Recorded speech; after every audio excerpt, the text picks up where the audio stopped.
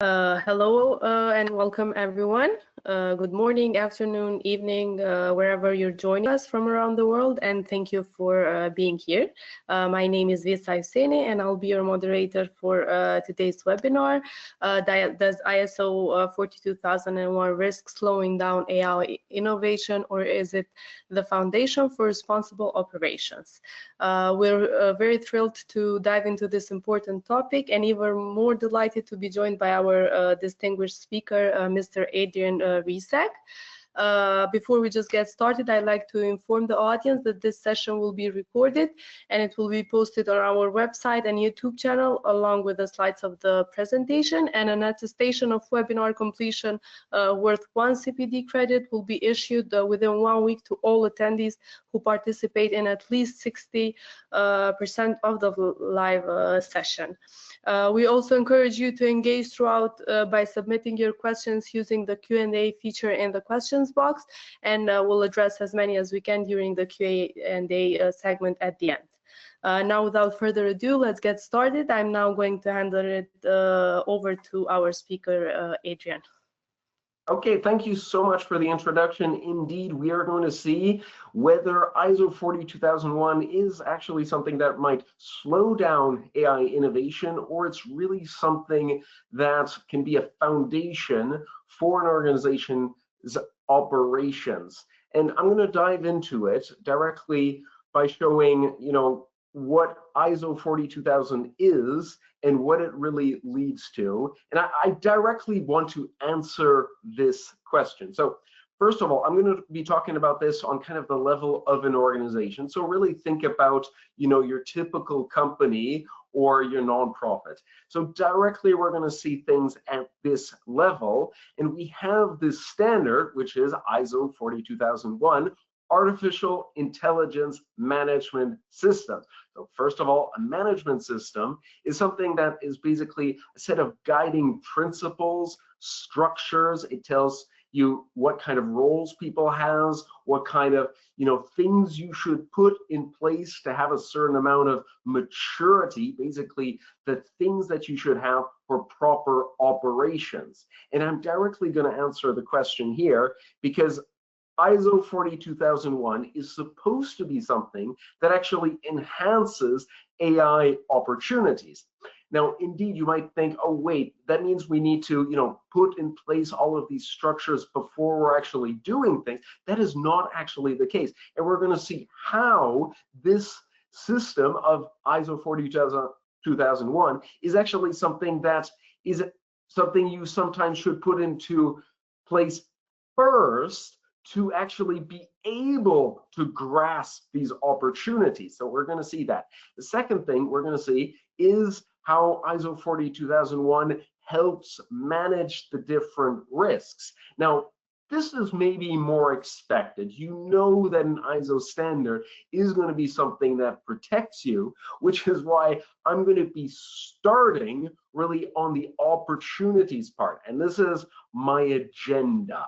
So we're going to look at the opportunities with kind of an AI adoption sample roadmap, because I really want to show you, well, this is how a standard like that can directly in practice be something that is going to help you grasp opportunities. In AI strategic adoption, that's for the opportunities part, we're going to be looking at the risks in a big second chapter with AI incidents, basically all the things that you might potentially expect could go wrong, given that AI is not like your typical, cybersecurity landscape that maybe a lot of people are used to. AI risks are different, and we're going to see exactly how, and some security threats specific to AI systems.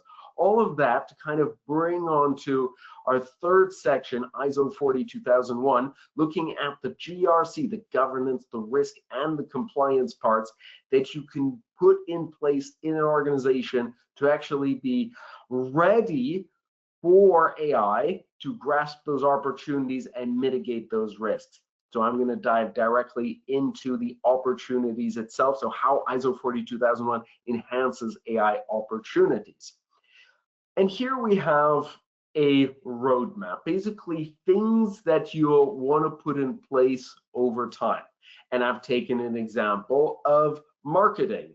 And so, we want to have better knowledge of our customer requirements. Now, this is obviously not something new, but the tools that we can put in place thanks to AI are different. So one example is, this wonderful suite of Hootsuite Analytics, which allows us to use AI to, understand our customer requirements better.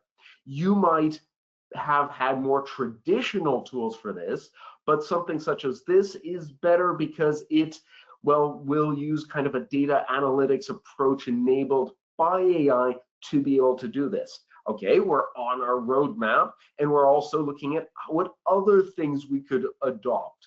Okay, so we want to do something for our organization, which is to improve our customer engagement. So, then we look through the different possibilities, and we say, okay, Mixpanel has been adopting AI. It has new capabilities that allow us to better understand our customer engagement, whether that is, for instance, on a website that you might be generating revenue. You would be able to use this tool to be able to understand basically your customer behavior better. Okay, and a third thing on our roadmap is analyzing customer reviews and survey responses. A good example is Monkey Learn.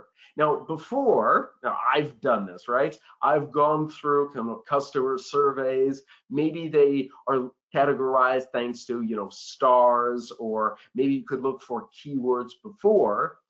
But sentiment analysis, thanks to machine learning, now that's not actually new. Like I've been using this for a better part of the decade now.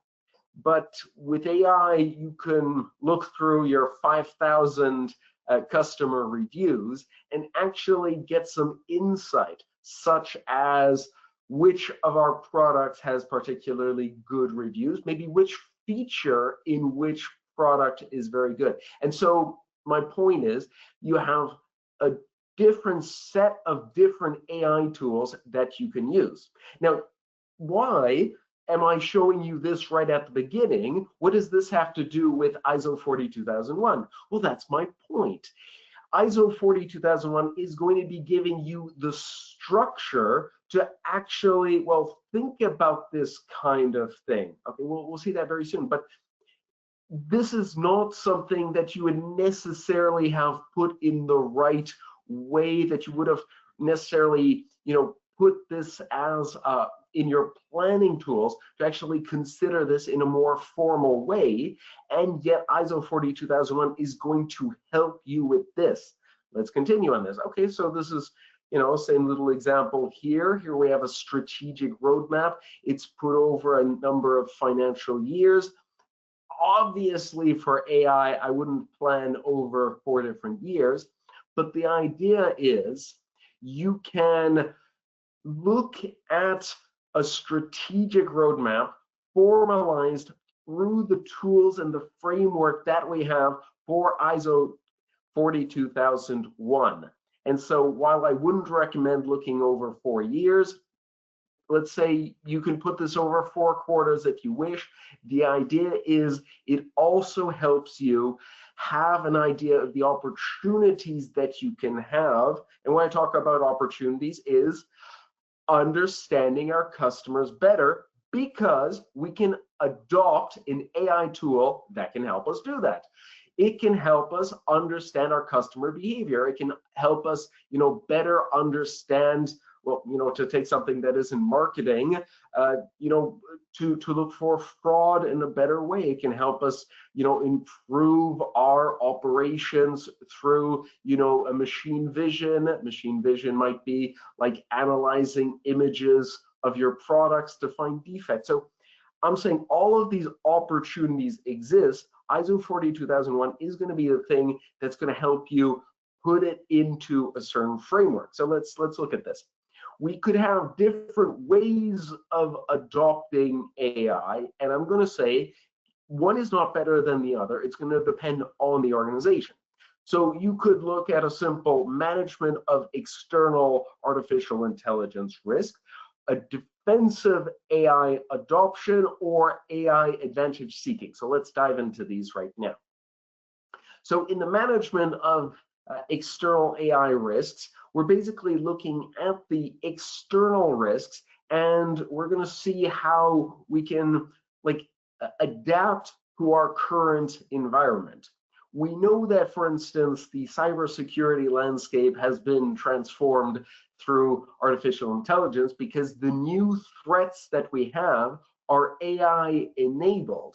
In other words, your chief information security officer is worrying not about human hackers that follow time schedules and that are limited also by the ability of humans to actually code. The new landscape is one of continuously adapting threats. They're adapting because they're using AI. And so we could have an organization that's kind of just using new methods to adapt to our changing landscape of risk. But that's really kind of the bare minimum that any organization should do. You could rather think about a rather defensive AI adoption. Well, think about this. Your competitors are going to be using AI.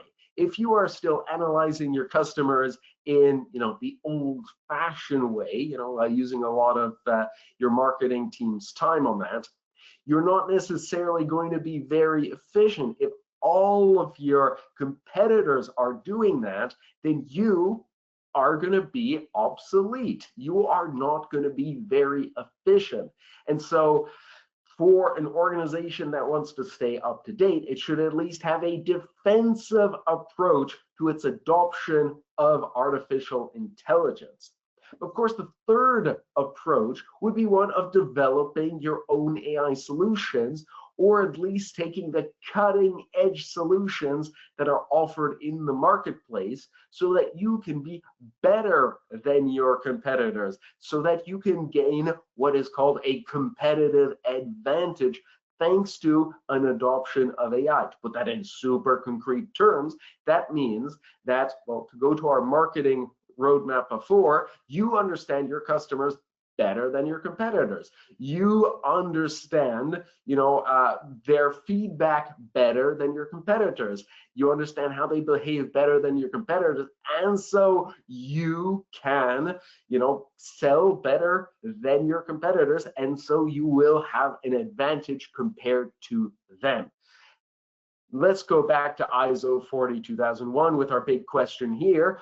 Would the framework risk slowing down AI innovation? I'm going to say, well, no, that's not what we saw. That's absolutely not the case. On the contrary, first of all, it can help understand, it has a framework, right?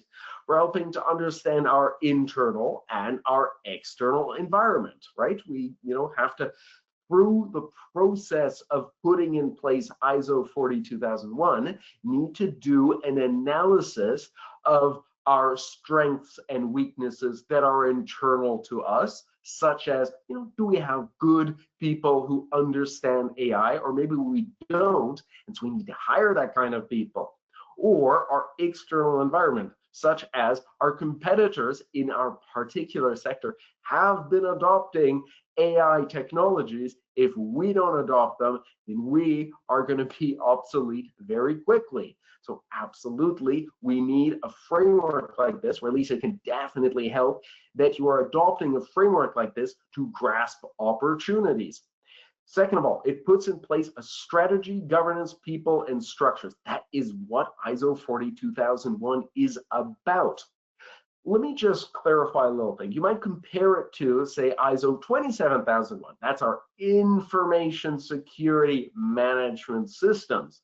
That one is very defensive. And I'm even going to say it sounds, to management at least, a lot like a cost department. It's a cost, right? That's where I'm going to say ISO 42001 is different. It's going to be the one that's going to help you grasp AI opportunities as well, because it forces organizations to actually have a strategy, to have the right governance. That means the structure in place, the budgets, the people, the committees, to actually, well, be ready for the adoption of AI, including the people with certain roles, and we might not have someone who really understands AI. ISO 42001 is going to tell you, wait, you have a problem here. You have someone, or rather, you don't have anyone who really understands, what machine learning is, or the different new AI-enabled softwares in marketing or elsewhere, or the different tools you should put in place. And so, absolutely, a second point of why a standard like ISO 42001 helps you adopt and enhances grasping AI opportunities. And basically, what we've tried to see here is that it helps organizations be ready for future opportunities, because when you have put these structures in place, well, we know the AI landscape is moving very quickly. When we have these structures in place, we can quickly grasp the opportunities. Okay, and the second part is AI risks. And here we're going to be looking at how ISO 42001 helps manage artificial intelligence risks. And I'm going to be looking at this through the prism, kind of the viewpoint of AI incidents, starting kind of on the things that can go wrong in our AI world, if I can put it like this.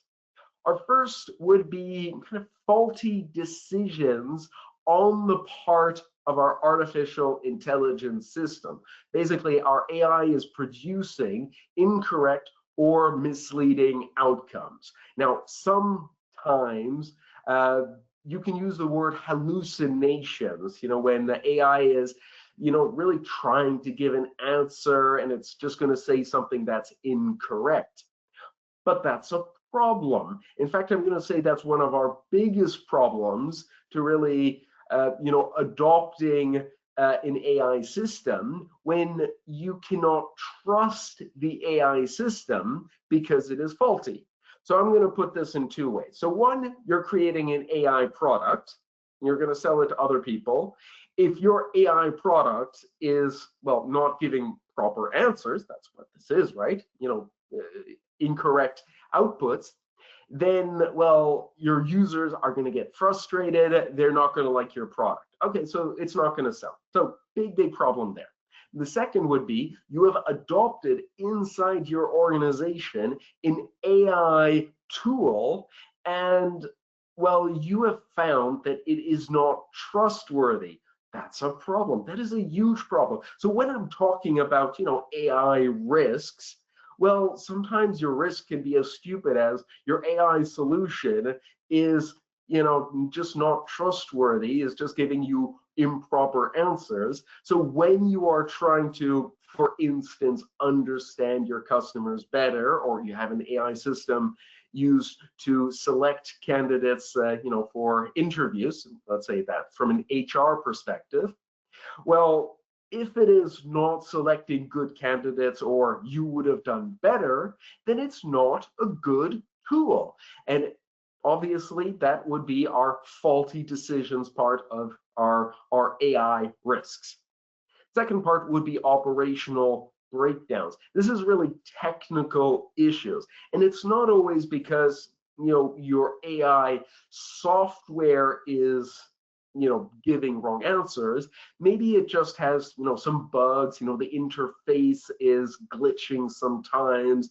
you have connectivity issues, you have downtime issues, you have things that basically make your product, whether you're selling it or using it in-house, less good than you'd actually want it to be.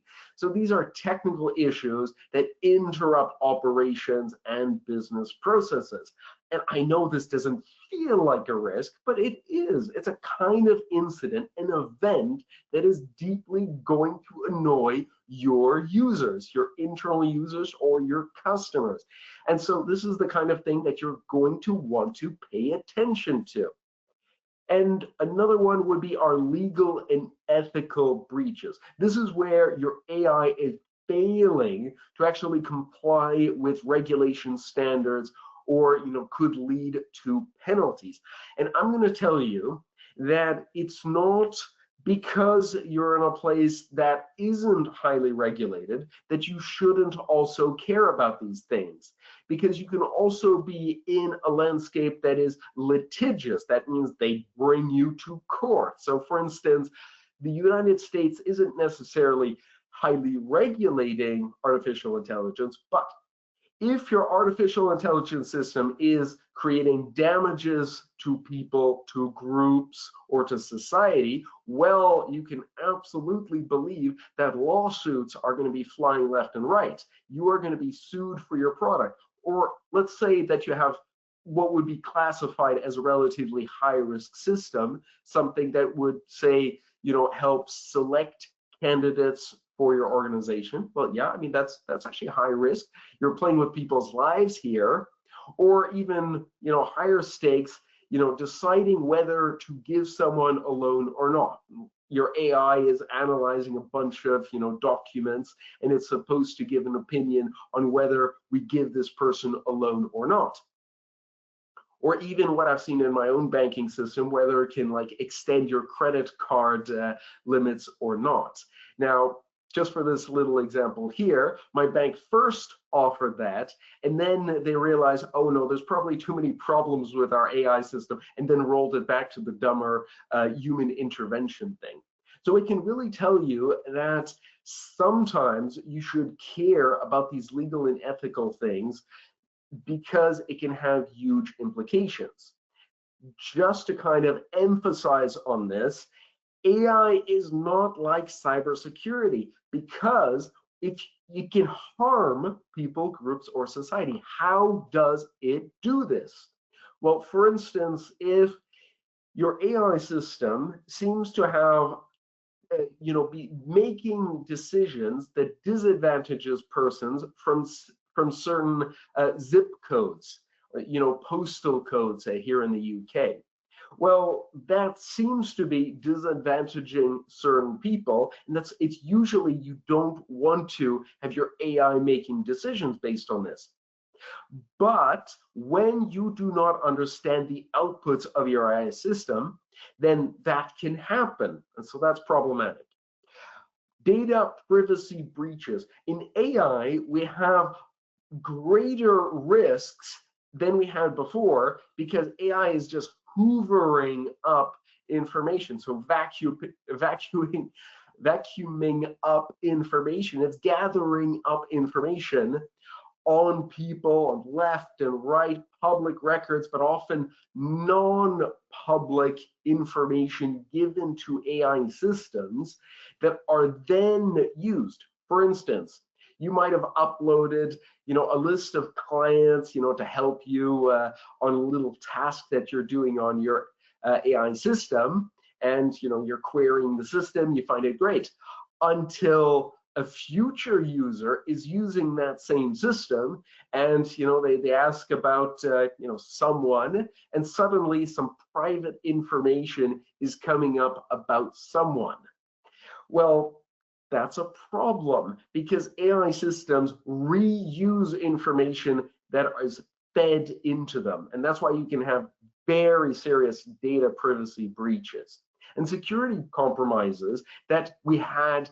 Well, this I'm going to say is a little bit like we had before. Of course, we had cybersecurity risks like before, but I'm going to tell you, it's worse now because the value of the data that we have is enormous. The value of our models is, it's not priced in the millions anymore. It's priced in the hundreds of millions or even billions for our larger systems. And so security compromises are so much greater when you have an AI system that has access to private client or employee records and you have security compromises. That is an even greater problem. So our risk landscape has changed. We have huge risks. Let's look at some security threats specific to AI systems. And by the way, these graphics were created by a friend of mine on a previous webinar.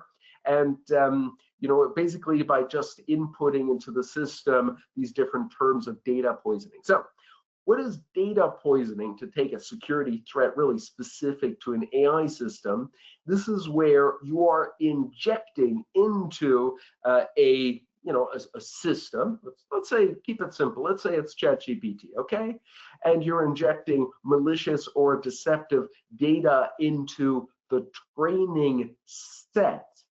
So let's say that that a system is getting its information from, let's say, Reddit. In fact, it seems that a huge part of our system, so that's a ChatGPT, I believe the number was something like 40% of your outputs are based on Reddit information when it actually comes, or 40% of the information used actually comes from Reddit when it comes to a system like ChatGPT. And of course, the percentage might not be precise, but it's a huge amount. Let's say you deliberately try to compromise your Reddit feeds to feed deceptive data so that your future systems will, favor a certain outcome. Let's put it this way. You want to sell your particular product. And so you're going to spam Reddit with, the fact that your product is the best product available. All users agree it's going to be, the best product ever. All other products are terrible. And you are spamming Reddit. And so maybe future AI models are going to be, taking that data from Reddit, and they're going to be influenced by it. And so they're going to come out and say that your particular product is the best because, well, you had been injecting malicious data into the training set. So that's data poisoning. A second one is model stealing. So this is closer to your cybersecurity risk, but it is an unauthorized access or replication of basically your machine learning model. And so I'm going to say that we had these kinds of threats before, but the risk is bigger because the value of our system, when you increase the value of the asset, our asset being our machine learning model, then our threat actors are even more interested in what you have. And so model stealing is really taking, these models for illicit use, knowing that a lot of that information could be private or privileged. And third one is a model inversion attacks. This is where you are, spamming, putting in a lot of queries to an AI system to understand the underlying training set. A very simple example, an author might be curious whether, the AI system has actually been trained on its own book.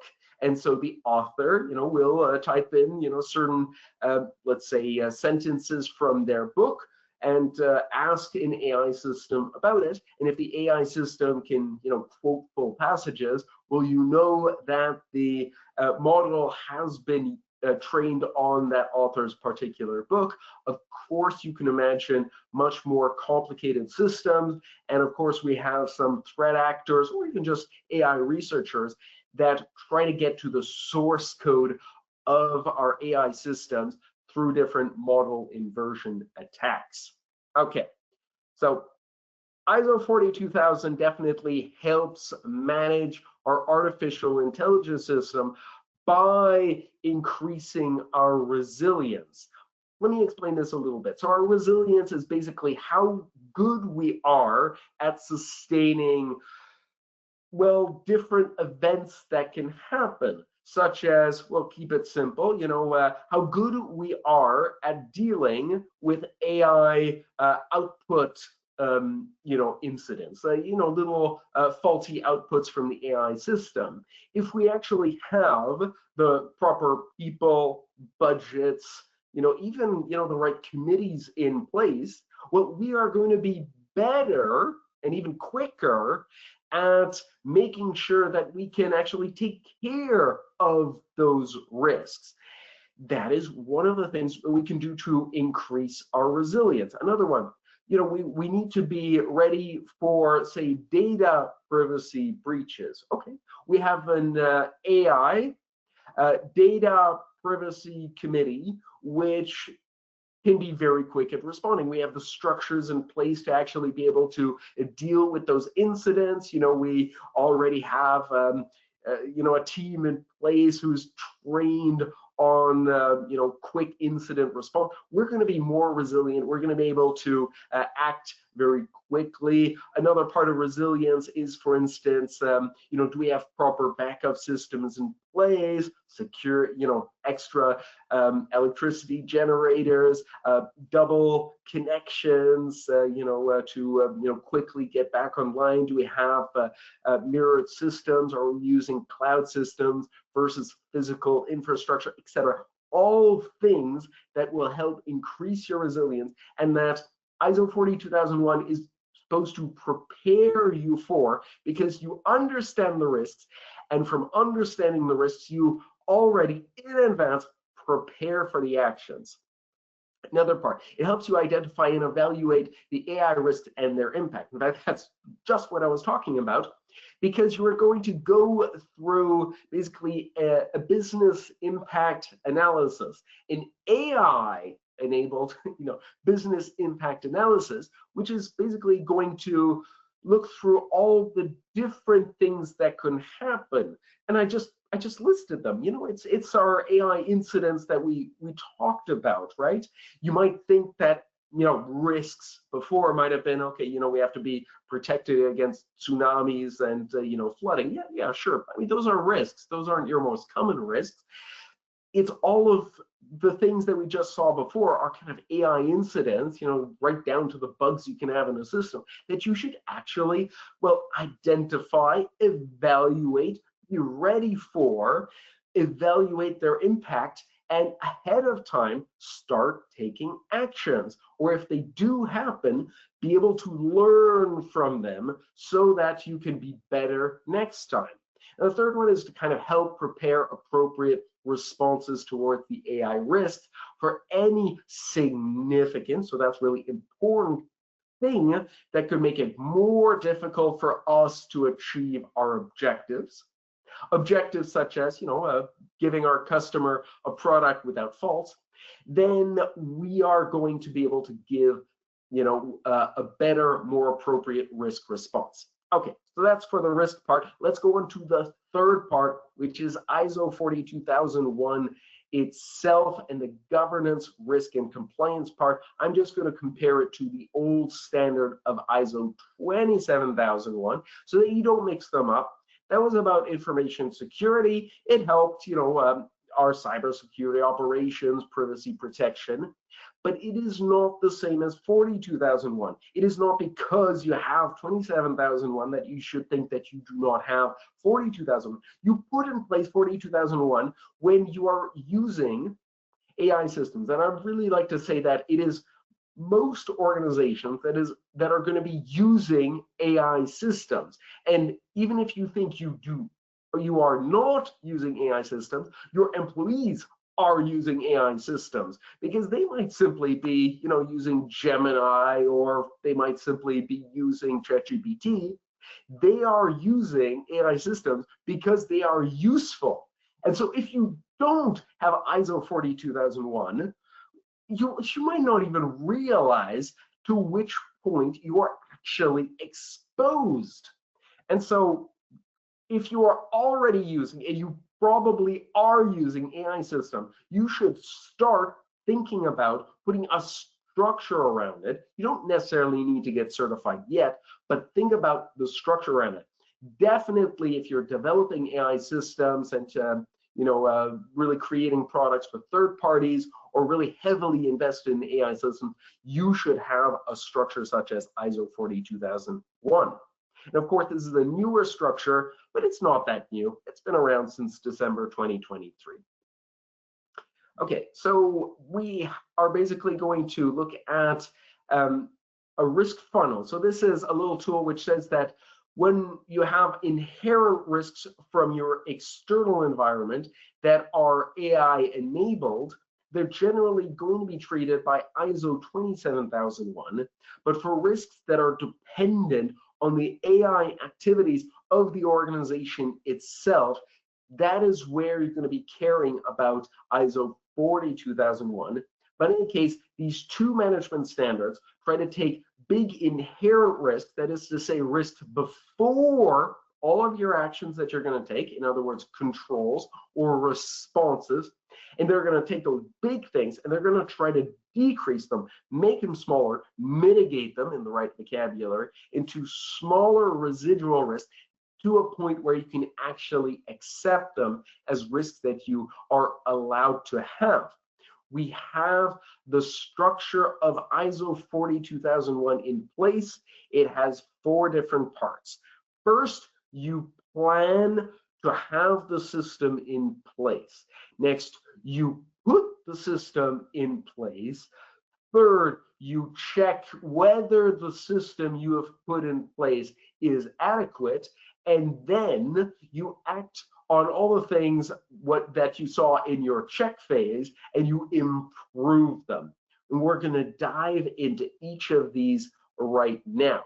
So first, we look at the context of the organization. That is to say, we look at the internal context of the organization, such as, do we have the right people in place? Do we have the structures? Do we have management commitment? Do we have a bunch of different things that will allow us to be ready internally, as well as externally, what the environment is? Do we have pressures or even threats from our competitors using AI, or other things that are going to force us towards early adoption, or even opportunities that can allow us to gain compared to our competitors from using AI?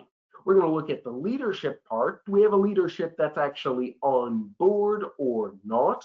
We're going to look at planning the system itself, all the different things that we need to do to actually be ready for our management system and for AI operations in general, that we have the right support in terms of tools, in terms of people, in terms of planning, and the operations themselves. And this part is going to be based a lot on kind of what we found in our risk assessment, all the things we need to do to cover the specific risks that we saw in what we do. And then you evaluate the system, and then you improve the things that you found to be faulty in your evaluation. Now let's dive into each of these. Context of the organization, we understand the internal and the external context. We also try to understand the people that care about our AI management system. What do they want? What do they care about? And also, what kind of power do they have? So we do a so-called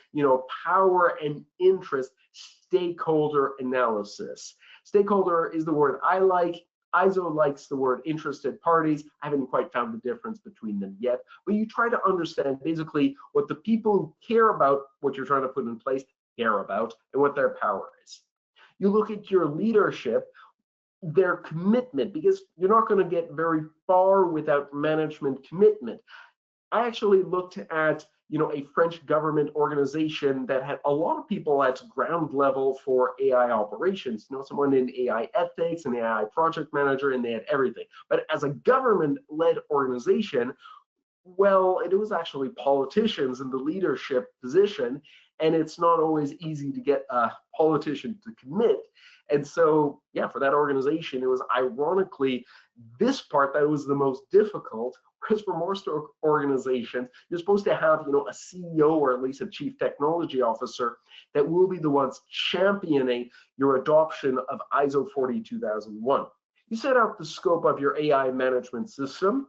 You put out how much you actually want to have in the scope of your certification, which is different from the scope of your management system, which is different from the scope of all the different things that you do that are AI related. So 3 different kinds of scopes.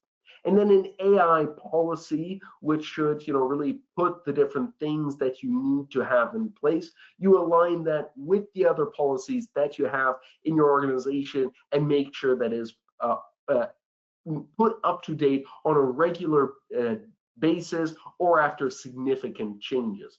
You make sure that you have the proper internal organization, that you have the roles and the responsibilities properly defined for AI, and within the internal organization, I put the reporting of concerns, because these are going to be the channels for reporting incidents, data breaches, security breaches, or even just little operational things. All of these things should have the right channels in the organization for escalating the issues to the right persons in charge.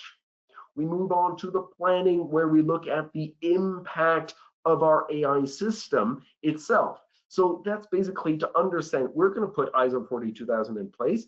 What is the impact of this actual thing? What are the things that we do to, understand our risks and our opportunities, and the impact to even individuals and groups, and even the societal impact? We need to have guidance from our management for our AI system development and maintenance, going through the different steps of our life cycle. So these steps are, for instance, setting out requirements for your AI system, developing the system, verifying your system is working, deploying your system, your operations and your monitoring, looking through the technical documentation, and if there's anything you need to record those different events. You're not going to get very far without proper resources for your AI system. Resources for an AI system are such as the data, because the data is the most important thing for an AI system. You need to have the right data sourced in the right way. You need to have tools as well. You need to have different systems, computing requirement. You need to have the right servers. You need to have the right infrastructure, your cabling, etc., so that it can actually work. And of course, the people in place that know how to use these things. You're going to communicate to your interested parties that you identified in the first stage. Tell them about all of the different things that they need to do. For some people, this is going to be documentation, such as system documentation. Some of your users are, the technical people in your AI IT department that understand things. Some of these are going to be users, and you're going to communicate to your users in the ways that they need to be informed. You have certain external reporting requirements, not just to your clients. Sometimes it's to a regulator. If, for instance, if you are under the EU AI Act, that you're going to report on high-risk systems, you're going to report on any incidents, for instance, and give any information to your interested parties. You're going to look through the different operations, and I'm going to just tell you that this part basically is the least detailed, but it's probably a huge part of what you do on the day-to-day basis. Because when I say controls and procedures, just to launch it out as a few words here, what I'm actually saying is, this is your AI business risk impact assessment, which has come up with a number of different actions and controls. This whole list of actions and controls are put in place within the things that you do, your procedures, to make sure that you don't have all of those risks and can grasp opportunities. And you're going to continuously update your risks for any problems that you have. And then you look at your data for AI systems, make sure that you acquired it in an ethical way, you make sure that it is properly clean, that it comes from the right person, that you have the copyrights, and then it's prepared, errors removed so that it is ready for the right people. And then you can use your AI system and make sure that it is for a responsible use of an AI system that is often used for the intended purpose. For instance, you can often control people, let's say in your HR department, to make sure that they're using the AI system, only for the reasons why the AI system was created. Let's say it was only ever meant to hire engineers, but you're never supposed to hire administrative tasks because it was only trained on, let's say, the CVs of engineers. And so if the HR people are using it for something that's outside of its intended purpose, it's problematic. Of course, you can roughly control your HR staff, not necessarily people outside the organization. And of course, make sure that you are having a proper dialogue with your third parties and your customers' relationships. When things go bad, you need to understand who is actually responsible and who might be responsible from a legal perspective, if indeed we might be getting to the point of, courts decisions that could say that there has been a problem with our AI system that really affects people in a negative way. We need to have properly set out the responsibilities in advance, and that these be defined, especially in a legal manner. Okay, we have all of our operations. That is when you look through the entire management system itself, you monitor it for all of these incidents, for all of the things that you would expect to have in place or not have in place.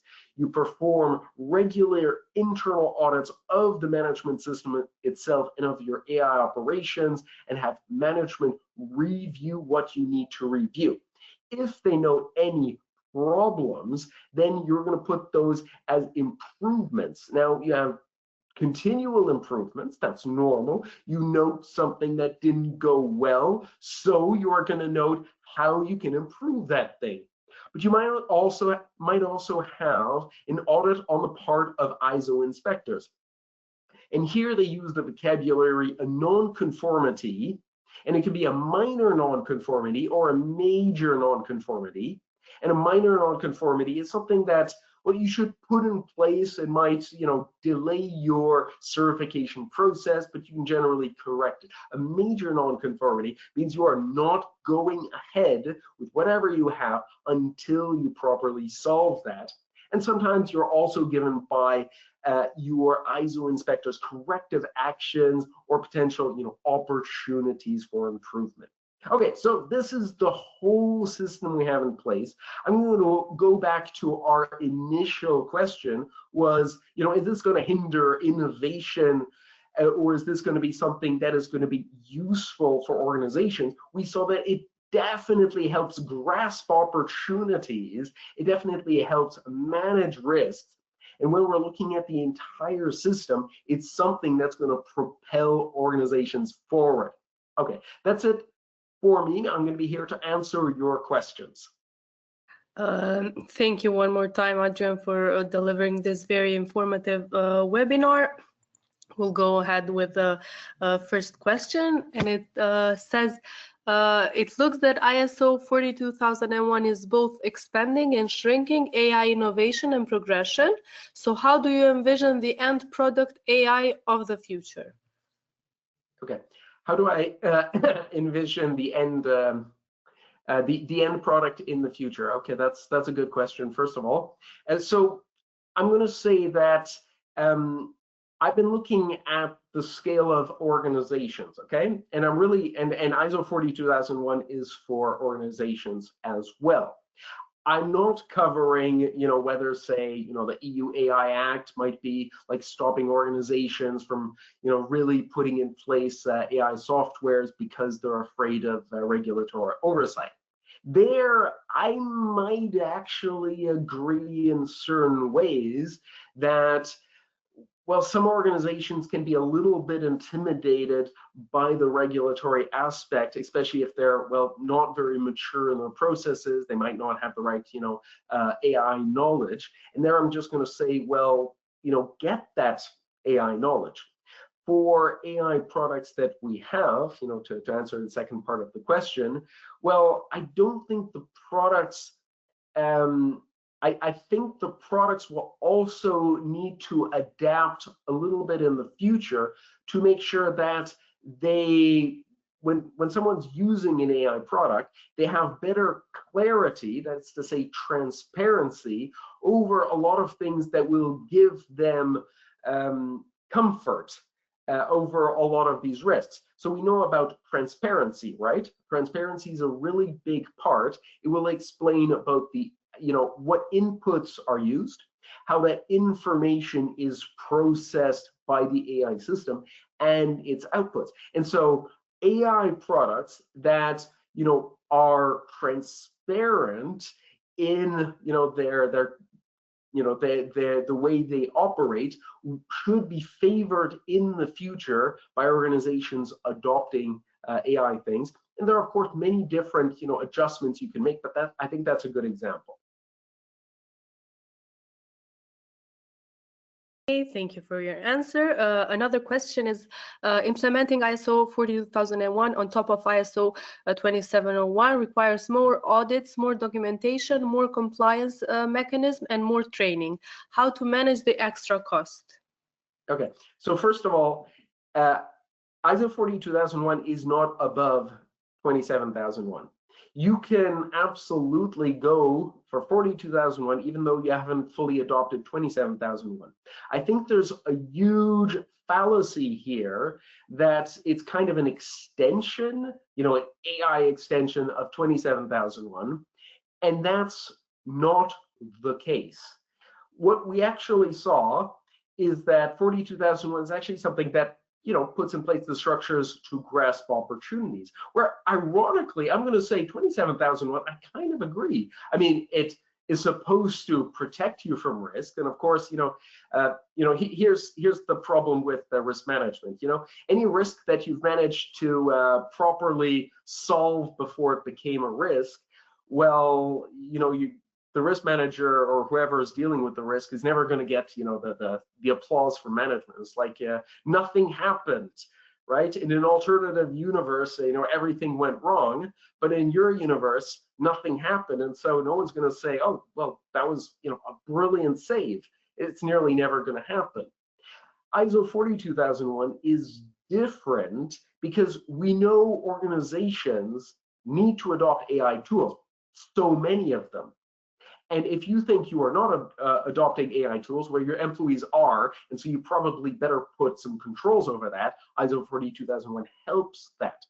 And so I'm just going to put a giant separation between our cybersecurity risk and our ISO 42001. 42001 is very good at grasping the opportunities in our new world. And so just that part, without even looking at the risk, should be why it can help justify its costs. Thank you, Adrian. We have another question. Does ISO 42001 hinder experimentation in AI or encourage trust and large-scale adoption? So definitely it helps bring trust because, well, when you have better transparency, when it's going to have lower risk of harming people, groups of society, it's going to be better. I'm going to say that it should help AI innovation, but it's actually good to put that kind of framework around something. I still think we're at a very young age in AI adoption, and so you shouldn't necessarily have systems that will, deeply regulate your AI systems. But think of it, I know AI risks, and I know that an improperly configured AI system can deeply harm people. Why? Because if you have a system, that let's say your AI system is racist. It's like, it wasn't supposed to be, but its outputs just are. It's just not favoring certain, ethnic groups. Well, that's a huge problem. Do I really want to have a kind of innovation at all costs, even though some people could be harmed? I'm going to say no. I think there really is a place for making sure that these things work well. I think there's just an idea that as soon as we have regulation, it's just going to slow everything down. And I'm not going to say that it doesn't have an effect when you need to have people with these kinds of competencies. I just think that organizations can adapt. They can give their employees training so that they can be ready, and the larger organizations can have people that understand AI risk, that understand the AI landscape itself. Thank you. The next question is how does ISO 42001 strike a balance between fostering AI innovation and enforcing ethical safeguards, especially in fast-moving sectors like health or education?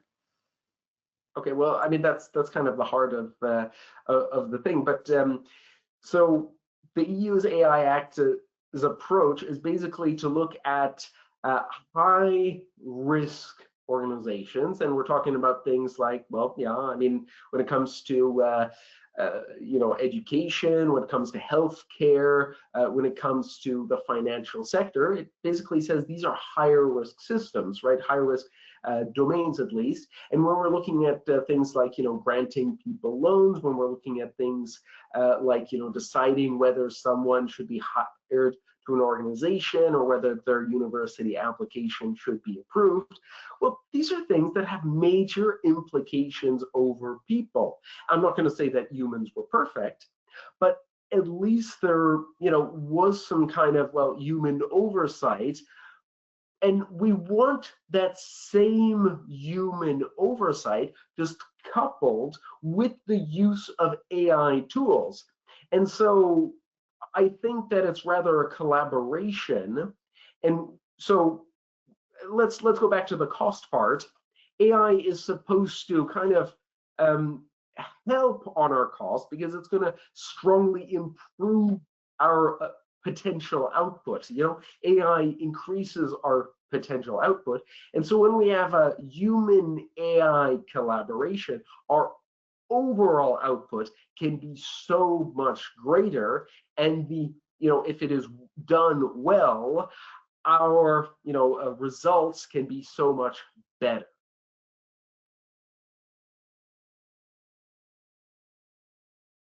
Thank you. Our next question is, looking 5 years ahead, do you predict that adopting an AI standard like ISO 42001 will be a nice to have or an absolute must have for any company serious about leveraging AI? I actually think it's going to be a little bit like ISO 27001, where a lot of organizations have it. And they have it for very practical reasons. They want to have a good maturity in looking at cybersecurity risks and everything that's information security. But AI is here to stay, and organizations are using it, even if they don't think so. And so as the use of AI increases, so does the need for having a framework to put around it. And so just like our historic frameworks like 9001 quality and all of those things, there are reasons why organizations adopt them. And so I think that the same reasons are going to exist for ISO 42001. Thank you, Adrian. The next question is, can ISO 42001 be used as a diplomatic tool for international cooperation in AI? Ooh, nice. A diplomatic tool, is that it? For international cooperation in AI. So in some ways, yes. So I'm going to say ISO standards in some ways help international cooperation because they set a common vocabulary. They set, a common expectations. They even set a common framework, the different steps that you need to put in place in AI system. And so if you are working with different actors doing different things, well, definitely it can be useful to have, well, this common standard, common vocabulary, and common tools. That's it for me. I'm running a little bit out of time. I'd like to thank you from my part. Thank you, Adrian, one more time, and thank you to all of you who joined us today. Just a quick reminder that the recording of this webinar, along with the presentation, will be available on our website and YouTube channel. And additionally, an attestation of webinar completion will be issued within a week to all participants who attended at least 60% of the live session. Thank you for your time and the engagement today, and a special thank you to Adrian for delivering such an insightful session. We hope to see you in our upcoming webinars. Thank you so much. Take care. Thank you. Thank you. Bye.